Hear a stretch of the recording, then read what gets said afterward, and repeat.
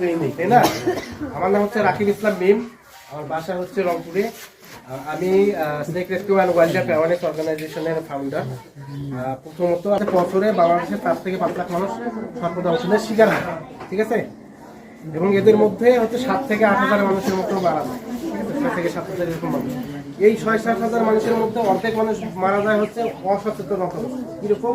আমি আমার কৃতকর্মের জন্য কখনো লজ্জাবোধ করি না, কারণ আমি কোনো অন্যায় করি না। গ্যাপ করে নিয়ে মেইন বাড়ির সাথে আর এই জনহিতকর কাজের জন্য কে আমাকে আপন করলো কে পর করে দিল তাতে কিছু যায়ও আসে না। আমি আমার কর্মে অটল। মানুষের এবং বন্যপ্রাণীর কল্যাণে আমার এই পথ চলা আমি অব্যাহত রাখবো।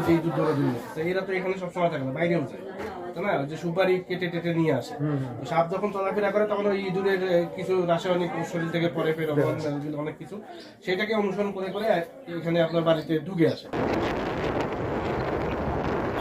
অতএব যারা আমাকে নিন্দা করেন তারা নিজেদের ব্যাপারে কতটুকু লয়াল আছেন, কতটুকু সমাজ সংস্কার নিয়ে, মানুষের হিতকর্ম নিয়ে, এদেশের ভালো মন্দ নিয়ে চিন্তা করেন ভেবে নেবেন।